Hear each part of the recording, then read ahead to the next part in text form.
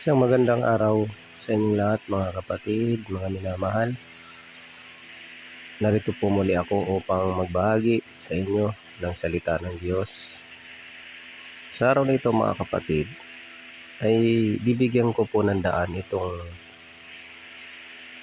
madalas nating naririnig sa maraming mga nagtuturo, aral ng mga pari, aral ng mga pastor, no? Marami po kasi ako mga nakakausap noon po. Nung ako'y madalas na naghahanap po ako ng mga aral. Kasi naghahanap din po talaga ako ng pwede kong samahan na nananahan sa aral ni Kristo. Kasi po, ang nais ko po talaga yung pag ako'y sumama sa samahan ng pagpapakadiyos ay yung aral po ang hinahanap ko na walang bawas, walang dagdag, walang pagkapilipit at walang sariling pagpapaliwanag. Kaya meron po akong isang tao na nakausap, o marami po sila Tapos yung isa lang po ang naiwan, yung pastor. No? Marami po sila, yung iba nagsitigil na. Kasi ito pong aral na ito, mga kapatid, ito po ay yung original sin. No? Ang aral kasi ng mga pari, original sin, na yung kasalanan daw ni Adan at saka ni Eva ay namana daw po ng mga anak.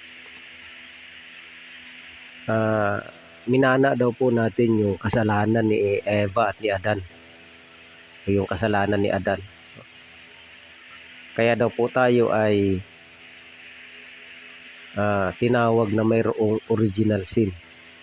Kaya nga ito ang aral ng mga pari, na kung bakit yung mga sanggol na kasisilang pa lang ay binibinyagan nila o binabautismuhan nila. Ang tawag nila binyag Pero hindi po bautismo ang tawag na ginagawa nila na yan.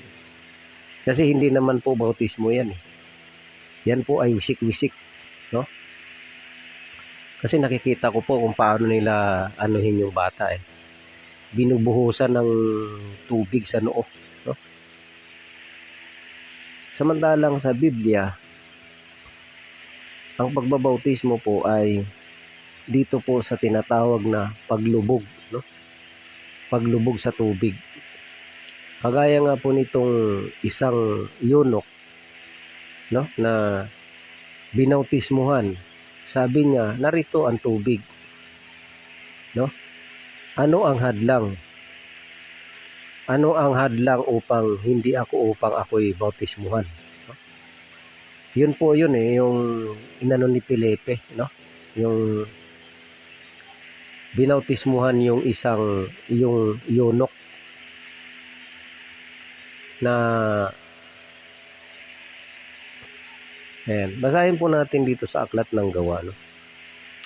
Na nung ang isang eunuch ay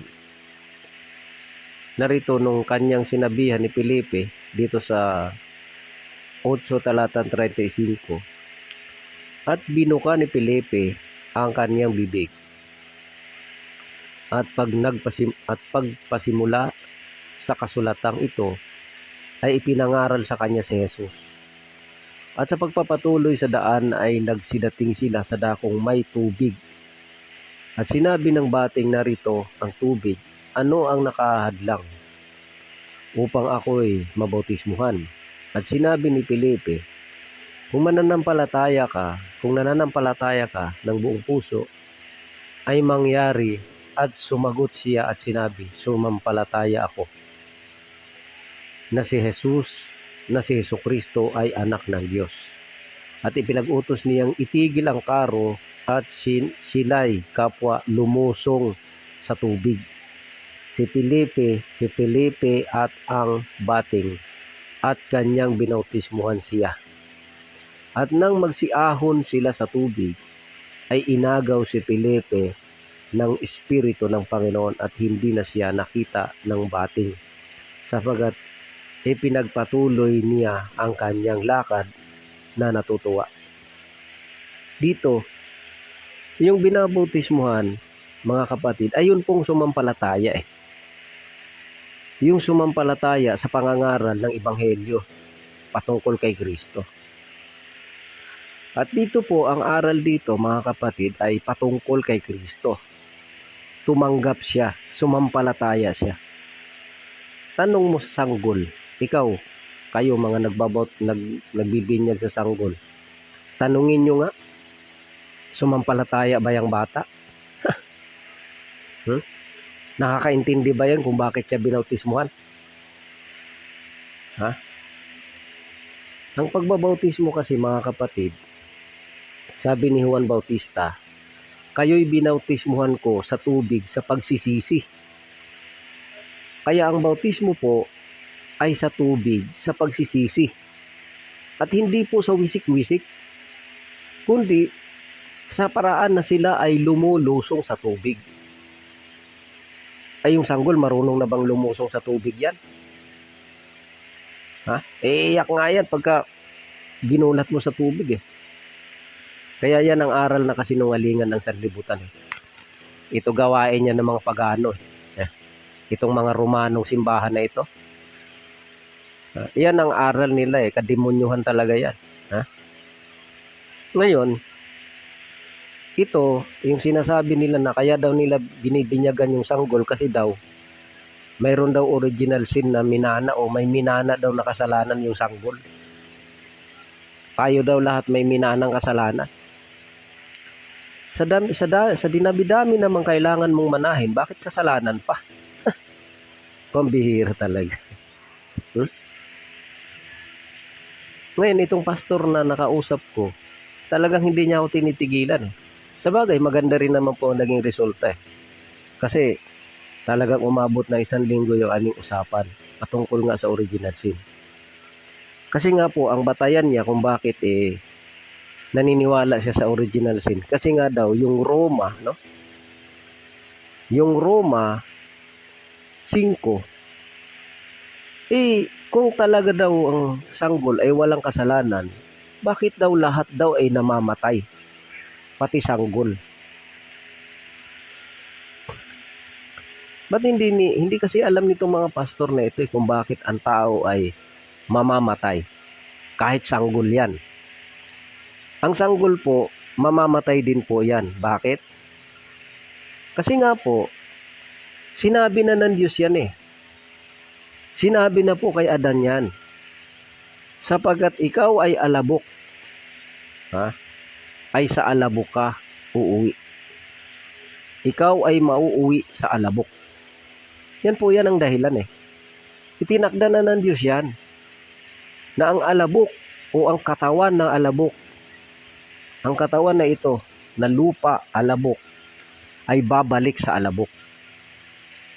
Kay matanda ka, kay sanggol ka. Itinakda na po yan. Hindi po dahil sa yan ay may minanang kasalanan. Basahin po muna natin sandali, Yung sinabi ng Diyos na, sapagkat ikaw ay alabok, ay sa alabok ka uuwi. Basahin natin. Dito sa Genesis 3:19. Sa pawis ng iyong mukha ay kakain ka ng tinapay, hanggang sa ikaw ay mauwi sa lupa, sapagkat diyan ka kinuha, sapagkat ikaw ay alabok, at sa alabok ka uuwi. Malinaw po yan Hindi po dahil sa ang kasalanan ay minana ng sanggol, ay dahil ang sinabi nung pastor, nakasulat daw sa Roma na dahil sa pagsuway ng isa ay naranasan ng lahat ang kamatayan. Wala naman po nakalagay na dahil sa pagsuway ng isa ay minana ng lahat ang kasalanan. Hindi po Ang nakasulat, naranasan ng lahat ang kamatayan. Hindi po dahil sa minana ang kasalanan. kundi talaga pong dadanasin ng lahat ang kamatayan. Sinabi na ng Diyos po eh. Sabi ng Diyos, sa pawis ng iyong muka, kakain ka ng tinapay. At sapagkat ikaw ay sa alabok, ikaw ay galing sa alabok ka uuwi. Sapagkat diyan ka kinuha, ikaw ay mauuwi sa alabok. Malinaw eh. Kaya kung ano yung ipinanukala ng Diyos, mangyayari po talaga yon. Pero walang nakasulat na ang mga sanggol ay nagmana ng kasalanan. Ha? Yan po ang hindi naintindihan ng marami, lalong-lalo na po itong mga pastor na ito. Na yung kumbaga umalis na sila doon sa simbahang Romano, Pagano, Katoliko. Pero dala-dala pa rin nila yung aral na nanggaling doon. Na pati yung mga sanggol, kailangan nilang binyagan, kailangan nilang bautisuhan o ialay para daw maalis yung original sin. Wala naman pong original sin ang sanggol eh. Kasi sinabi ng Panginoong Jesucristo sa Mateo 18, na malibang kayo'y magsipanumbalik na katulad ng mga sanggol o mga maliliit na bata, hindi kayo makakapasok sa kaharian ng langit. Sapagkat ang mga bata, ang mga sanggol, ang may-ari ng kaharian ng langit. Paano mong pagbibintangan yung sanggol na may kasalanan? Gayong hindi nga nila alam kung paano magmura. Ha? Hindi nga nila alam kung paano mag-isip ng kahalayan. Ha? Kahit gigiling-gilingan mo pa yan sa harapan mo eh. Ha? Kahit tuksuhin mo pa ng tuksuhin yung sanggol eh. Matutukso ba yan? Wala pong kasalanan yan. Ang nagkakasala po, ay yung may mga kaisipan na. Bakit? Kailan ba nila nalaman ni Eva at saka ni Adan na sila'y mga hubad? Nung malaman nila na sila'y hubad, sumuway po sila. Ganon din po sa atin. Nung tayo'y mga sanggol pa, tulad ni Adan at saka ni Eva, bago sila sumuway, sila po'y mga walang muwang. Sila po'y mga walang alam sa masama at mabuti. Yan po yun eh. Nung malaman nila, nung sila'y nagkaroon na ng unawa, nung sila'y malaman nila, nung makilala nila yung mabuti at masama, doon na po sila nagkaroon ng malisya sa sarili. Yan po yun mga kapatid eh. Yan ang naging resulta sa pagsuway. Ngayon, basahin natin. Kasi ginagamit po nila itong Roma 5:12. 5:12 po ng Roma. Kaya kung paano na sa pamamagitan ng isang tao ay pumasok ang kasalanan sa sanglibutan at ang kamatay sa pamamagitan ng kasalanan at sa ganito'y ang kamatayan ay naranasan ng lahat ng mga tao. Yan. Ito ang ginamit nila eh. Dahil daw sa kasalanan, naranasan daw ng lahat ang kamatayan. Ang kamatayan po naranasan ng lahat. Kasi ito po yung simula na sila'y sumuway, si Adan at saka si Eva. Pero hindi po nangangahulugan dito na ang sinabi, minana ng mga bata, mga sanggol ang kasalanan. Sa ganito'y ang kamatayan ay naranasan ng lahat ng tao. Sapagat ang lahat ay nangagkasala. Yun, sinabi nila dito. Ngayon, baybayin natin. Sino ba itong lahat na nagkasala na ito? Pati ba ang sanggol nagkasala? Halimbawa, yung isang sanggol hindi pa isinilang, namatay na sa sinapupunan pa lang. May kasalanan yon? Yan po ang maling paniniwala eh. Kasi nga po, ang walang karanasan sa salita ng katuwiran, hindi po nila alam ang anumang masamang bagay. Katulad ni Adan at saka ni Eva, nalaman nila na sila ay may mga hubad nung sila ay sumuway. Dito ha? Sabagat ang kasalanan ay nasa sanglibutan hanggang sa dumating ang kautusan ngunit hindi ibinibilang ang kasalanan kung walang kautusan. Paano mo bibilangan ng kasalanan yung sanggol? Kung bibilangan mo ng kasalanan ng sanggol, hindi ibinibilang ang kasalanan kung walang kautusan. Nandyan na ang kautusan. Andyan ang kautusan. Ang salita ng Diyos nandyan. Pangaralan mo man ang pangaralan niyang sanggol patungkol sa kautusan ng Diyos, alam na ba nila yon? Ang kasalanan daw ay hindi ibinibilang kung walang kautusan. O isang halimbawa, si Adan at saka si Eva, kailan sila nagkasala? Kailan ibinilang sa kanila ang kasalanan? Kahit wala silang ginawang masama.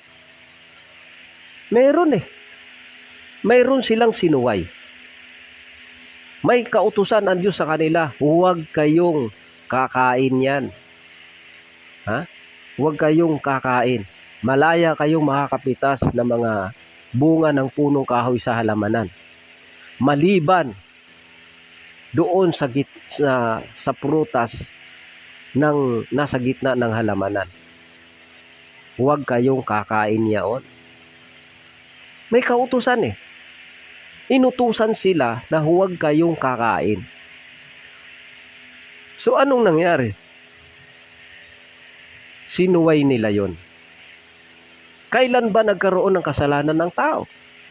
Ang sanggol ba marunong nang sumuway ng kautusan? Para bilangan mo sila ng kasalanan? Ito po yun Kasi ang sanggol po talaga, habang ang tao ay lumalaki, mula sa pagkasanggol walang alam, hanggang sa magkaroon ng isip, nandoon na yung kanyang malisya. Marunong na siyang mag-isip ng masama. Mayroon na siyang malisya sa kanyang pag-iisip. Tulad ni Adan at saka ni Eva. Ngayon nandoon na, papasok na ang kautusan. Dahil ang tao, pag nalaman na niya ang masama at mabuti, doon na papasok ang kautusan. Pipiliin mo, susuway ka ba o susunod? Ngayon dahil tayo ay talagang nasa gitna ng sanlibutan, ay talagang magkakasala po ang tao. Dahil ang sabi, walang matuwid sa lupa na gumagawa ng mabuti na hindi nagkakasala. Kaya hindi po ito naintindihan ng marami. Pinipilit nila na may original sin daw kasi daw na ayon sa Roma 5:12, kaya daw namatay ang lahat, pati daw yung sanggol kasi may minanang kasalanan. Ba't mo pagbibintangan yung sanggol? Puntahan muna natin yung Ezekiel, Sa Ezekiel muna tayo. Kasi pinipilit talaga nila na dahil daw kung hindi raw nagmana ng kasalanan ang mga sanggol, bakit daw pati ang sanggol namamatay? Simple lang naman yan mga kapatid Sinabi na nga ng Diyos ayun bang sanggol, hindi ba alabok ang katawan nun? Saan ba galing ang sanggol? Galing din sa tao Ang tao alabok, sabi ng Diyos. Sapagkat ikaw ay alabok, sa alabok ka uuwi. Kaya ang sanggol, sigurado po talaga yan. Na siya'y babalik sa alabok. Marami kasing sanggol na mamatay po talaga May mga sanggol na kasisilang pa lang namamatay. Kasi po, Diyos po ang nagtakda nun. Ayon sa Hebreo 9:27 kung hindi ako nagkakamali. Na kung paanong itinakda ng Diyos sa tao ang mamatay na minsan at pagkatapos nito ay ang paghuhukom. Kaya talaga pong may itinakda ang Diyos Maging yung sanggol na namatay, kasisilang pa lang, walang muwang sa mundo. Pero wag mong bibintangan ng kasalanan niya. Bakit? Basahin natin yung sinasabi ng Panginoon sa Israel. Noon pa man kawikaan na sa Israel ito yung original sin. Basahin natin. Ang salita ng Panginoon ay dumating uli sa akin na nagsasabi, anong ibig ninyong sabihin na inyong sinasambit ang kawikaang ito tungkol sa lupain ng Israel? Na sinasabi, Kinain ng mga magulang ang mga maaasim na ubas at ang mga ngipin ng mga anak ay nagsisipangilo. Buhay ako, sabi ng Panginoon. Sabi ng Panginoong Diyos, hindi na ninyo sasambitin pa ang kawikaang ito sa Israel. Kita nyo? Sa Israel, kawikaan na pala ito noon pa. Na yung daw mga sanggol, yung mga anak, kumain ng maasim na ubas yung mga magulang. Pero ang naapektuhan daw yung ngipin ng mga bata, ng mga anak, nagngilo. Kumain daw sila ng mga maasim na ubas, pero binibintang doon sa nagngingilo daw yung ngipin ng mga anak. Ano sabi ng Diyos? Hindi na ninyo babanggitin pa uli ang kawikaang ito sa Israel. Bakit? Narito, lahat ng kaluluwa ay akin. Kung paano ang kaluluwa ng ama ay gayon din ang kaluluwa ng anak ay akin. Ang kaluluwa na nagkakasala ay mamamatay. Kita nyo? Kung sino daw yung nagkasala, siya yung mananagot sa kanyang kasalanan. Bakit mo ibibintang sa tao o sa mga anak ni Adan, sa ating lahat, na mga naging tao sa sanlibutan, na tayo nagmana ng kasalanan ni Adan? Sabi ng Diyos, hindi naman daw, wag mo raw babanggitin ang kawikaang ito, na yung mga magulang kumain ng maasim na ubas, tapos ang naghilo ng mga ngipin, yung mga anak, yung ngipin ng mga anak. Wag na ninyong bibigkasin pa ang kawikaang ito sa Israel, sabi ng Diyos. Dahil kung sino yung nagkasala, siya ang mamamatay. Siya ang mananagot. Anong kasalanan mo dun sa ginawa ni Adan? Ano naman ang patunay mo na minana mo ang kasalanan? Dahil sa nakasulat, lahat ng tao ay naranasan ng kamatayan. Mali po yan. Dahil ang Diyos na mismo ang nagsabi. Ang Diyos na mismo ang nagsabi, ang kaluluwa na nagkasala ay mamamatay. Hindi po magmamana o hindi dadanasin ng mga anak ang kasalanan ng ama. At hindi rin dadanasin ng ama ang kasalanan ng anak. Ang kaluluwa na nagkasala ay mamamatay. Sila po ang mananagot Ngayon, basahin natin dito sa talatang 20, 18:20 ng Ezekiel. Ang binasa po natin ay Ezekiel 18:1, lundag po natin sa 20. Idiretso niyo po hanggang talatang 4, 1 hanggang 4, tapos ilundag niyo po sa 20. Ang kaluluwa na nagkakasala ay mamamatay. Ang anak ay hindi magdadanas ng kasamaan ng ama, o magdadanas man ng ama ng kasamaan ng anak. Ang katuwiran ng matuwid ay sa kanya, at ang kasamaan ng masama ay sa kanya. Kita nyo? Kung sa kasalanan na ginawa ng magulang, walang pananagutan ng anak, bakit mo pagbibintangan yung sanggol na may kasalanan? Lalong-lalo na itong mga sanggol na hindi pa nila alam ang mabuti't masama. Kaya ang patunay dito, mga kapatid, balikan natin yung Roma. Kasi ang binasa natin kanina, kung walang kautusan ay walang kasalanan. Bakit mo ibibintang sa tao na lalong-lalo na yung sanggol na kasisilang pa lang, walang alam sa kasalanan? Ba't mo pagbibintangan yun? Kasi nasanay tayo sa mga aral ng mga itong mga nakabasa lang ng Biblia, akala mo ang gagaling, no? Kumbaga, nag-aral sila sa theology, sa Bible school, sa seminary, Bible seminary, Bible school, theological school, yan. Yan ang natutunan nila. Mga maling aral, hindi ayon kay Kristo. Ngayon, basahin natin ang talatang 14. O simulan natin ulit sa 13. Sabagat ang kasalanan ay nasa sanlibutan. Ayan. Yung kasalanan nasa sanlibutan. Nasa sanlibutan. Hindi sinabing ang kasalanan ay nandun sa mga sanggol.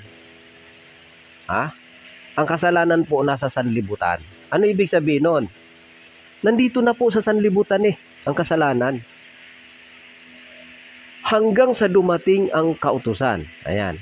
Ngunit hindi binibilang ang kasalanan kung walang kautusan. Alam natin common sense na lang po yan Ang kasalanan nandito sa sanlibutan. Nandito ang mga tukso sa sanlibutan. Yung sanggol ay naghihintay yan na matuto ng mabuti at masama. Doon papasok ang kautusan kapag ang tao ay nagkaroon na ng isip. Papasok na po ang kautusan doon sa tao na nagkaroon na ng pag-iisip. Doon na po magkakaroon ng pagbibilang ng kasalanan kapag ang tao ay nakaalam na ng kautusan. Huwag niyo pong ibibintang sa sanggol. Kasi ang kasalanan wala pa po sa sanggol. Nandito sa sanlibutan. Ano ibig sabihin? Nandito talaga sa sanlibutan, nakaabang Dahil pag yung tao na isinilang yung sanggol, maghihintay yun hanggang sa magkaroon na siya ng pag-iisip at makakaalam na siya ng kautusan. Doon na po ibibilang ang kasalanan sa tao na nakaalam na ng kautusan. Dahil pag nasuway niya ang kautusan, doon na siya binibilangan ng kasalanan. Ganon din po si Adan Kailan ba sila binilangan ng kasalanan? Nung sila'y sumuway sa utos ng Diyos. Ganon po ang pagbubulay-bulay ng salita ng Diyos, mga kapatid. Hindi po sa nakabasa lang ng talata, ito na. Hindi po. Kaya nga po ang utos yung tao na mapalad, yung nagbubulay-bulay sa salita ng Diyos araw at gabi. Hindi po sa Bible School yan nakukuha ang aral na katotohanan. Yan po ay kaloob ng Espiritu Santo, mga kapatid. Dito sa talatang 14, bagaman ang kamatayan ay naghari mula kay Adam hanggang kay Moises, kahit doon sa hindi nangagkasala man, ay tulad sa pagsalangsang ni Adam, na siyang anyo ni Aong darating. Kita mo? Kahit daw doon sa hindi nangagkasala man ang tulad sa pagsalangsang ni Adam. Naranasan talaga ng lahat ang kamatayan. Kahit doon sa hindi nagkasala na katulad ng pagsalangsang ni Abraham, mamamatay po talaga ang tao. Kasi nga po, sinabi na ng Diyos yan, na ang alabok ay babalik sa alabok. Sapagat ikaw ay alabok, ikaw ay babalik sa alabok. Yun po yan Kaya mga kapatid, marami pa po tayong pag-aaralan ng mga katotohanan ng aral ng Diyos. At nawa kahit papaano po tayo po ay magkaroon ng paglilinaw dito sa mga usaping ito. At nawa wag po tayo malinlang sa kung sino-sino lang na nagtuturo. Na kahit hindi ayon sa katotohanan, tinatanggap natin. Mali po yan. Dapat po tayo humingi sa Diyos ng karunungan, unawa at kaalaman sa Kanyang salita. Upang tayo ay huwag mailigaw ng mga maling aral. So muli mga kababayan, yan po ay maiksi lang pong topic, no? Pero yung kausap ko po na pastor, umabot po kami na 1 linggo na patungkol sa usaping ito. Kasi pinipilit niya nga po na minamana daw po talaga ang kasalanan. Bulay-bulayin niyo po at malalaman nyo ano ba ang katotohanan patungkol dito. Bitawan na natin yung aral ng mga pagano na yan. Talagang puro kabulastugan ng aral niya ni Romanong simbahan na yan Kaya nga himod ng himod sa ribulto ang aral niyan So muli mga kapatid, ako po'y patuloy na naghihimok sa inyong lahat na tayo po'y magpatuloy sa salita ng Diyos, sa katotohanan. So muli, nawa po'y patuloy kayong bigyan ng kapayapaan, sumainyo ang patuloy na kapayapaan at ang biyaya ng Panginoon. God bless po sa inyong lahat mga kapatid.